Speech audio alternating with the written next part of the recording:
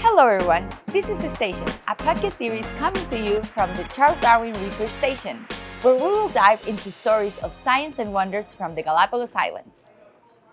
And we have here Dr. Conley McMullen from Virginia. So welcome, Conley. How are you? Thank you. I'm doing really well. Here I'm in Galapagos. I've got to be doing well, right? It's wonderful. Doing really well. Awesome. Well, thank you for having us. Also, we are just finishing our General Assembly for the 54th General Assembly, I want to say. And we've had really good insights, but I wanted to get to know a little bit of everybody, just a little bit more on their side of their story. How did you get here? Why are you here? What do you love about Galapagos? That's what. That's a lot of questions. Yes. So I've got a lot of answers. I first came to the Galapagos in 1983 as a graduate student. I was working on my doctoral thesis. And I won't go into a lot of detail, but there was this general hypothesis from island biogeography that organisms that could self-fertilize or self-pollinate would be favored in establishing, because perhaps only one individual would arrive on an island, and if it could, self-pollinate as a plant, it might have a better chance of survival. The hypothesis is easy to think about, but it had never been tested in the Galapagos. So I came in, I think I landed here on October 1st of 1983, stayed here for 6 months, and all on Santa Cruz, except for visits to other islands. I believe one time Peter Grant's group let me go with them if I agreed to help them carry their 5-gallon chims of water up the slopes. That's how I got to see other islands, but I spent my research here and studied 52 different species of plant as to whether or not they could pollinate themselves or if they required a pollinator. And I also studied what was pollinating the plants. And to boil it down, I found out that all but one species could self-pollinate. The one that could not was the prickly pear cactus, the opuntia. And I also documented the visitors that were here, the pollinators, because even though a plant may not need pollinators, if they're around, they're going to do some pollinating. So it's kind of a win-win situation. They could pollinate themselves if there were no pollinators, but if there were, they would be crossed, and that's beneficial as well. So I did that, and I remember flying out that first time, sat next to a fellow named David Anderson, who was studying the albatrosses on Hispaniola, and said, I wonder if I'll ever be back. And I think this is my 32nd or 33rd time here, most recently as a member of the governing, Darwin Foundation General Assembly. Awesome. Yeah, that's very interesting. So which types, like in general, like the other ones that you studied, like self-pollinated, were there endemic, native plants? I was only studying what I call the endemics and natives. Okay. Wasn't interested in the introduced at that time, and there weren't as many introduced plants at that time. But no, this was totally to see about how plants that arrived here on their own, whether or not they could, if they could do it with just one plant, or if they needed another one to cross with. Spent a lot of time. Usually I did work, I spent most of my nights at the research station in the old dormitories, and I would go out all day. At that time, there were very few vehicles, so that meant a lot of walking up into the highlands. I spent a few nights out, but just preferred to do a lot of work during the day if possible, and go back and forth, and that's how I did it for 6 months. So your work here was based just only 6 months, or did you come back? 6 months. Oh, well, that study was done in 6 months. I've had other summers, for example, on Pinta, where it would be just me and one assistant. And we'd spend maybe 3 months doing work up there. And those are probably my favorite summers. To have an island to yourself, a beautiful island such as Pinta, it's just tremendous. Maybe not for my assistant always, but for me, it's great. And I think sometimes maybe a sociologist or a psychologist would really appreciate or enjoy watching the interaction between two people on an island all alone, because it takes some getting used to it. And I found out on one of my summers, I want to be quick here for your sake, but I remember I had a student, and we'd been there about a week, And I decided to take a trip up into the highlands, our first trip, which involved a little bit of work with a machete. And I just felt there was this heaviness, and I just felt like we weren't communicating well. And at one point, she was following me, and she walked into a cat's claw plant, which has these spines all over it. And that just caused her to kind of snap. And she was very upset. And later in the evening, we were talking about it, and she said, I just want to know why you're angry with me. I said, well, I'm not angry at all. And I said, what makes you think that? And she said, well, back home, like I'm doing now, you talk all the time and you tell jokes and you're happy. Since we've been here, you've said hardly anything to me. And I had to think, you know what? She was right. I didn't realize that when I get in a camping situation like that where, your survival depends on the water and the food that you brought, you could be injured. I guess I'm just thinking about what has to be the next day done. Research as well, of course. Once I learned that, I was able to, talk again. Yeah, to do that. And we had a wonderful summer. But that first week was rough just because of that lack of interaction on my part. So I had to learn, and I'm sure she had to learn how to deal with isolation as well. But it worked out fantastically. That was a summer with actually an assistant from the States. A prior summer, I had an assistant, an Ecuadorian student who was an assistant because I hadn't brought my own. She spoke no English. I spoke very limited Spanish. But you know what?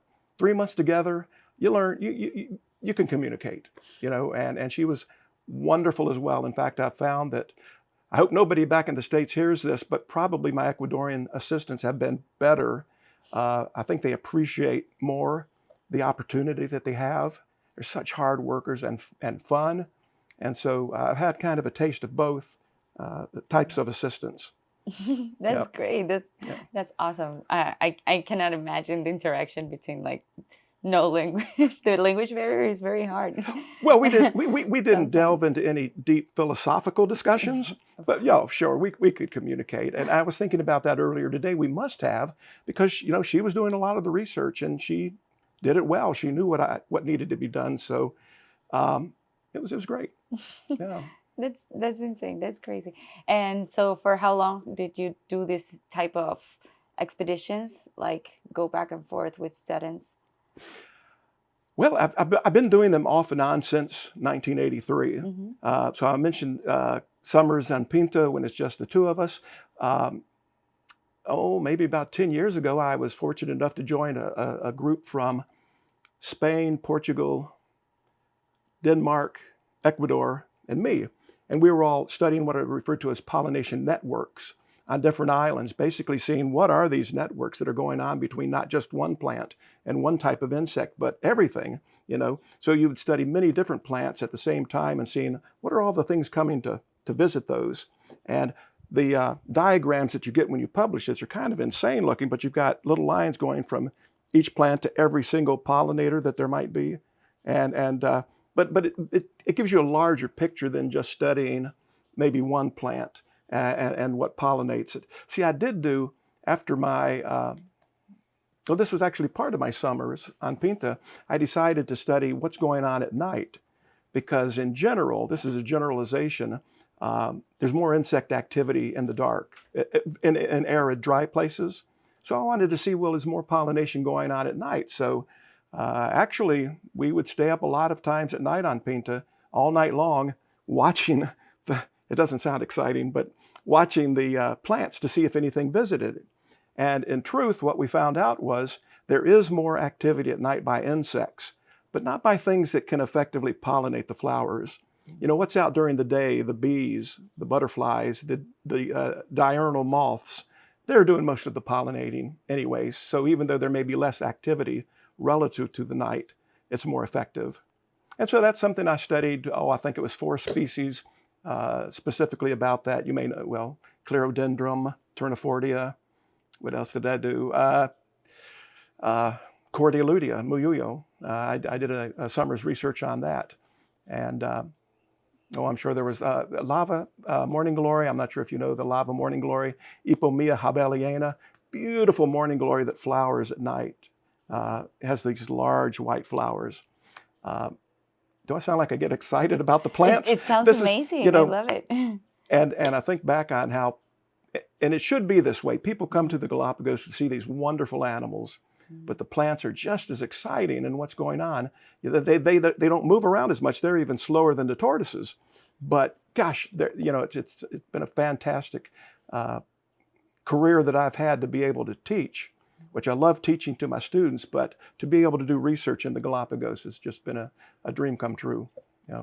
Definitely. Yeah, I completely understand. Like every time that I talk about all these things about Galapagos, for me is to feel lucky to wake up here every day, of course, to live here and to do the work that we do at the Charles Darwin Foundation. Like, it's great that in so many different ways, in so many different areas of research, like you do your type of research on plants. For me, it's communication.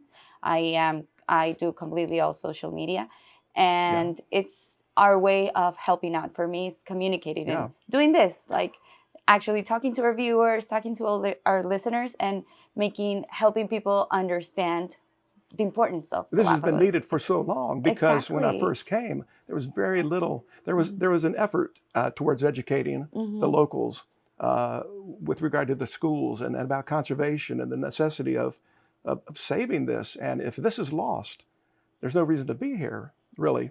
And it's progressed. Nobody would have thought in 1983 that this sort of thing would be going on. The station was so small and the town was so small. Maybe the one positive was everybody kind of knew each other, and it was a little more closely knit. But the positives of the progress that's been made,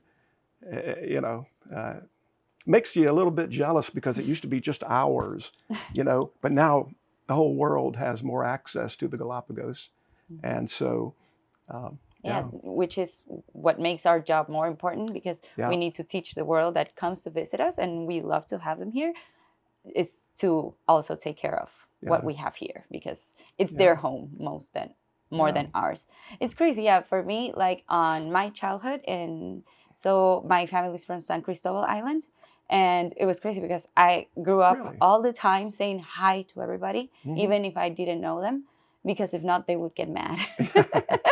Everybody would get angry, and they would say, "Oh, that's Gloria's granddaughter. She hasn't said hi today." So you had to say hi to everybody on the streets. See, I'm kind of that way back in the States, and sometimes people don't respond because it's not it's not as common. Exactly. So, try to do that here, and San Cristobal. I didn't know that. So it's so interesting to see that, and even today we still have to do that because we are a big family. So when I go to that island, I still, even if I don't know the people, I have to say hi. Well, that's, and I know San Cristobal a little bit, because on some of my other research, I got taken from, you may know Lenin Cruz. He had the boat Pirata. He took me to all of these different islands. We were doing what's called a systematic study of the genus Veronia, which was thought to have 4. And if I can speak for just a minute on this, is that all right? Please.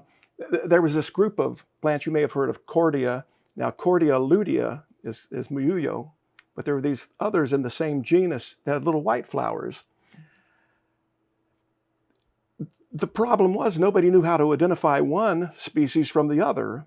It just wasn't clear. So I had a student came, and we together were doing research on this genus. It turns out that it needed to be transferred to another genus called Veronia. But, who cares? Well, the problem is that at that time, one of these species was considered to be, I believe it was considered endangered, but nobody could tell which one it was. So, this is the type of work, systematics work, where you try to clarify, for example, members of a genus. And by doing so, and including a key that was relatively easy to use, now the park can tell if something's endangered or not, or at least know which plant they should be protecting. And it's not always easy. And in fact, this included partially the types of hairs on the back of the leaf. You have to look at those to be able to tell one species from another. But it's doable now. And so if you look at those, we still say there are 4 species, but it's easier to tell which ones need to be protected and which ones are okay. Some, no problem. It's what is referred to as least concern. And gosh, I almost forgot. Really, I guess one of the things I'm most proud of is that after I'd been coming here a number of years and taking photographs of all of these plants, I thought, well, I'm going to do a book on the plants, the flowering plants of the Galapagos. And that did come out in 1999. I don't have a copy to show it, but the good news for me is they've asked me to do a second edition. So I'm in the middle of well, hopefully more towards the end of putting out a new edition of my book on the flowering plants of the Galapagos. And that has been gratifying, more so here than anywhere else, because the naturalist guides have been so complimentary and so generous in their. Can I tell you one little story? I came in here on Monday for the meetings, and there was a little social gathering at the station that afternoon. I got here very late on the plane, but as I'm walking in to the station here, I think it was around where the national park headquarters are, I kind of noticed a naturalist guide, and she was talking to a group of tourists. And I kind of saw that she was looking at me, and all of a sudden, all of the tourists, because of what she said, turned around and started clapping for me. I was so embarrassed.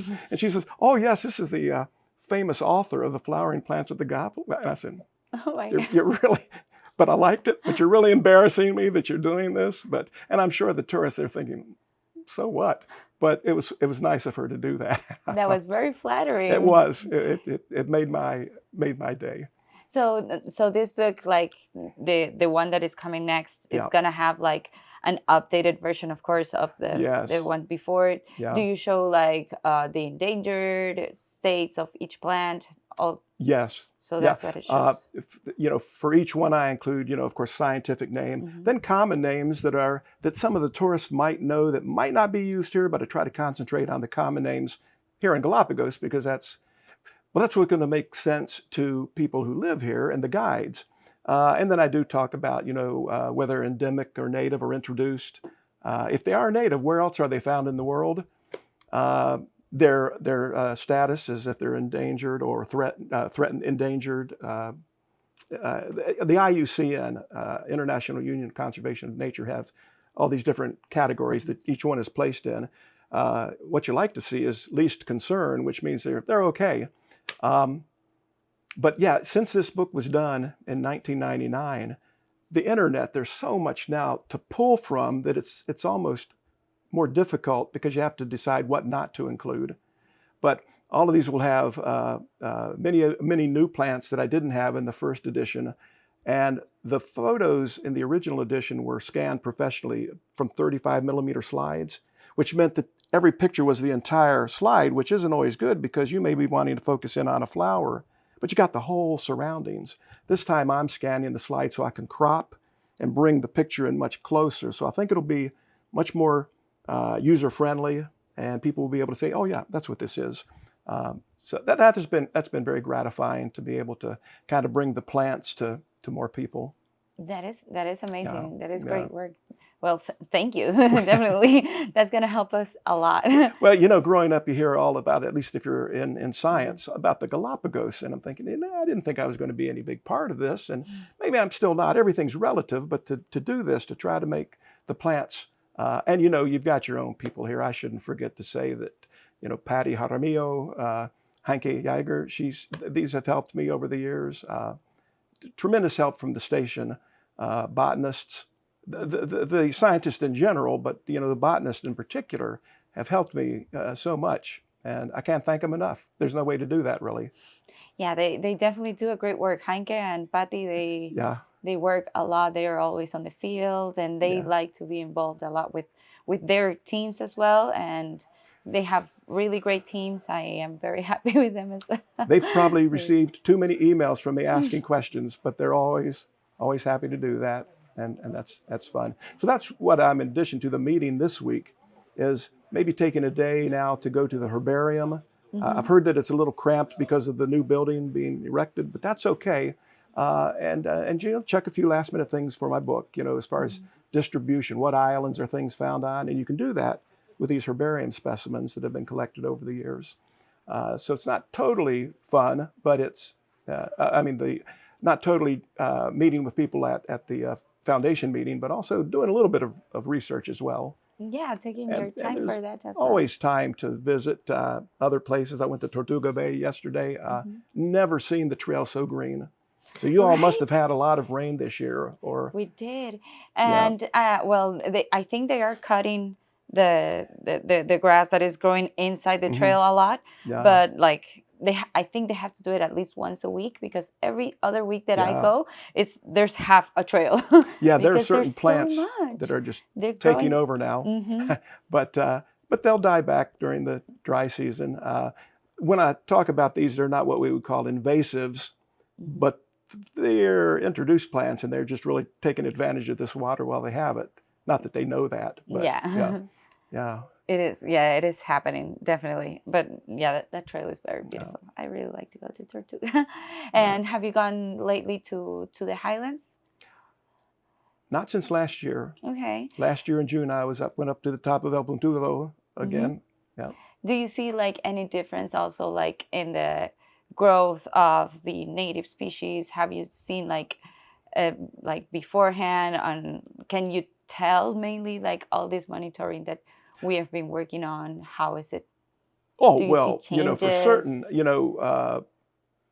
this is a shout out to Heinke and the work her team is doing. But um, the cinchona, what that used to be in the Myconia zone, was just sad, and I believe that's coming around, and they've done a tremendous job. Um, Here again, and I know the thing is, not to put in a plug for donations, but it's all a matter of time and money and people to fight these invasive plants. I know Hanke is doing a job on the blackberry mora. That's one of the invasives. Yesterday, I did see some of the lantana camara, which is an invasive, on the trail to Tortuga Bay. Just a few plants, but of course now's the time to get it.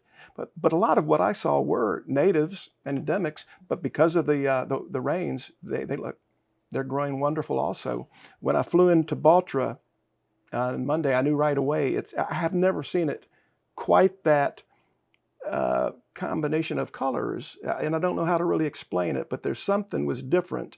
And maybe it is. It's just the greenest I've ever seen it. Baltra is getting green. In '83 when I came, if I'd had never come back, I would have really had a wrong impression of the Galapagos, because that was at the end of the El Nino, 82, 83 El Nino, and everything was green. And I thought, oh, well, that's just normal, which is a mistake or a problem if you only visit a place once. In fact, our namesake of this whole place, Charles Darwin, he visited once. And I don't know if you're familiar with this, but one of the comments he made was that he visited in September of 1835, and he said that was the flowering season. Well, as anybody who lives here knows, September is really not the peak of flowering, but somehow he thought it was. And he also referred to the plants on some of the islands as wretched-looking little weeds. I often thought, how dare you? If you were here, I'd show you that they're not wretched-looking little weeds anymore. Not anymore. but that's just the thing about if you only visit a place once. And so by coming, over many years, I have a better sense, I believe, of what things are like here, what the vegetation is like. And it's just been, as I said, that Galapagos has given me a career that, so. And then the foundation meeting, I was honored to be a governing member of the foundation. We had a wonderful meeting this year, and I think the director of the station and the president of the foundation are both doing tremendous jobs. And so it's always fun to get together and see everybody at least once a year. We do on Zoom throughout the year, but in person is always great. It is great. Yeah. For me, like personally with the director, that of course, Yolanda, the president, she doesn't come often, but and Rakan is always here, of course, and he interacts a lot with everybody. He really likes to talk and to get to know like every other colleague, and it's great. Like I really like the office environment also, like not only on the field. I've been on the field a few times as well, but not much, since my job doesn't require much. But yeah, inside the office behind the screen, it's great to have this interaction with all the departments, the science departments, marine and terrestrial, education as well. They're all willing to help out, and we're all just trying to help. Yeah, if that's something I could mention that I have that hasn't changed, is that I would say that beginning in my first day, everybody at the station was always willing to help whatever you needed. They wanted to help you out if they could. And just about gave me chills thinking about that. But then I think about somebody like Rakan. I don't know how he does his job overseeing all of this. That takes a multitasker and somebody who's really good at their job. And I've heard nothing but good things about Rakan. And so you all are fortunate to have him here.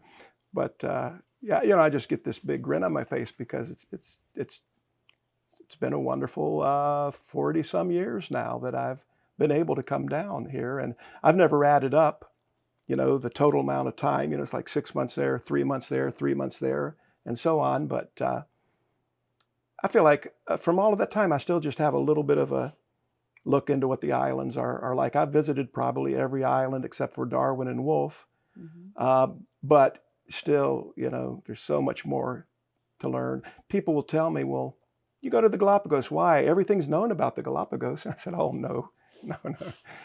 Every time you answer a question, there are like 10 more that you can try to answer. So, and which is, since you've been to most of the islands, which is the most fascinating one towards vegetation, like towards botanics for you? Well, it's a tough question. Pinta is my favorite because it was kind of mine during the summers. And during those summers, we never saw another person. I think one time we saw a freighter that seemed to be on its way to the continent. And a couple of times at night, there was a little boat coming towards Pinta. When I turned my lights on, they sailed away, which I don't know if they were illegal fishing or what, but they didn't want to see us. Pinta also, kind of on a humorous note, I was sent both times with a rifle and told, if you see a goat, you need to take care of that. Never did see one either of my summers. So what that tells me is the park had done a really good job of eliminating or controlling the goats on Pinta. So that was a good thing. But yeah, the vegetation everywhere is different. Marchena is so wild because of where we land. There's lava. You have to cross all of this lava before you get to plants, except for a few on the shore. Alcedo was great. There are other things. I'd love to get on Wolf Volcano. Probably never will, but that would be a great opportunity. That's one place when I'm describing these zones of vegetation. The top of Wolf is supposed to be very, very different, very dry, and I've not been able to experience that in person. So that would be a wonderful place to go. A lot of people would want to go there to see the pink iguana, the rosy iguana, but I'd like to see that what there is of plants. The plants, definitely, yeah. I'd love to go. Well, you'll have to. I mean, and of course, you've come from one of the larger islands, so what a childhood maybe that must have been. Did you know all the time growing up that you were in a special place? I did, yeah. For me, it was just like, I came back and forth. I never actually lived here in Galapagos because my family traveled a lot. Oh, okay. So I went back and forth from Galapagos, but I had to come here every year for a few months. So for me, it was just growing up, being lucky to say that I still belong here. I think you're close enough to be a Galapagana, right? Exactly. Sure. For me, I've been here for 2 years and a half already, and probably for a while more. Wow, that's all right. Yeah, as I might have mentioned earlier, I'm at James Madison University in Virginia, and they've been very supportive of me being a part of the foundation. And there are just so many people to thank. There are people to thank there, here, to be included in this. And it's always kind of tough at the end of the meeting to have to say goodbye for another year, but we do. And you know what? Over the years, we've lost a lot of people, just often from old age. That's going to get everyone, but we can remember the work they did, and there's some wonderful people who are no longer here that once again helped me get my work done. So, and I guess what you're doing right now, this is kind of a new thing, but we do appreciate all you do. Yeah, it may not always be obvious, and that's one thing when we meet. What we do try to do is recognize all of the staff, and it's probably a very busy time that we create for you by meeting here, but if it's not said, it's understood that we really appreciate all that you're doing. Well, thank you. Yeah. Well, since you work with a university in Virginia, with Madison University, James Madison. James Yep. Madison University, do you work with students as well? Do you bring students here or not anymore? Not as much as I used to. When I first went, I would take a class here, and in their minds, it was all about the Galapagos, but we'd actually have maybe 8 days on the continent. And I'd say by the end of the stay, they love the continent maybe as much as the Galapagos, because we were mainly in the highlands, and you do have mountains in Ecuador. There was a director of the park at one time who was invited to Washington, D.C. for a meeting of park directors from around the world. And they took a little tour into what's called the Shenandoah Valley, where my town is, my city. And afterwards, I asked him, his name was Humberto Ochoa, I said, Humberto, how did you like our mountains? Because we have the Blue Ridge Mountains and the Shenandoah Mountains. And he gave me this blank stare, and he said, what mountains? And I said, well, fair enough. You've got the Andes. Yours are much taller. Ours are older than yours. But yeah, I guess we don't have mountains to a person from mainland Ecuador. But I just had to laugh. I guess everything's relative. Those mounts. Yeah, what Those mountains? We call them mountains in Virginia. But they're still mountains. Yeah. So, and it's a beautiful area of the country. And in some ways, not to the extent of continental Ecuador. But see, Virginia's right on the coast also. So we have the coastal area, and then we have what's called the Piedmont, and then the mountains. And so we have a good bit of biodiversity in Virginia. Not equal of Ecuador, but it's similar. We have the coast and the mountains, and so at least we call them mountains, and so similar in that way. And I do love Virginia and the Shenandoah Valley. But as I said, to be able to spend much of my time here has been. I don't know that I dreamed about this when I was a child. It just happened. Somehow it happened that I've was able to come here and got my degree and have been coming back ever since. Met tremendous people. That's awesome. Thank you so much. Really, Yeah. I really enjoyed getting to know you. I wish I'd have given you more time to talk. No, it's great. It's perfect. But, gosh, Thank you. all are very good. And I wasn't aware myself of how much you all have put online now. And now I've got to go back and start catching up with this stuff as well. Yes. Yeah, yes. we have so many social media now. It's crazy. We're all over the place, and we're trying a lot because we really want to get the word out and try to go on education and communicate what we really love. Yeah, y'all are doing a fantastic job from what I see. That you've really advanced things, because it was probably 10 years ago that a director of the station, president of the foundation, Dennis Geist, somebody asked him in Washington, D.C. to come and do a little similar thing. And he, since I was close by, he said, well, why don't you come and you can be on the panel also? And it was just very poorly done. and we laugh about that now.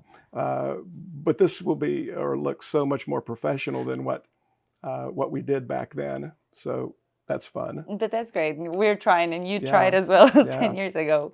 We Yeah. couldn't do this 10 years ago either. So Wow. I know that when I had been here a few times, I know that my Spanish wasn't that good, but I remember somebody saying, well, you sound like you probably learned your Spanish from someone from Guayaquil. And I thought, well, at the time, many of my friends here at the station probably were from there. From Guayaquil? But yeah, and I don't know that area as well as the, up Ibarra and all the way down, I guess, I've been to Puyo, Tena, Baños is always nice, Ambato, I guess. Just a beautiful country, gosh. And people don't know that. You hear about the Galapagos. They need to hear more about mainland Ecuador. I've been, up as far as you could get without going on the glaciers on Cotopaxi, and that's the plant life there. Plants Wonderful. took you everywhere. Wonderful. That is crazy. Yeah. And one thing I would encourage all of you all to do, as you're young still, just really try to appreciate, what you've got right now, because the years go by quickly.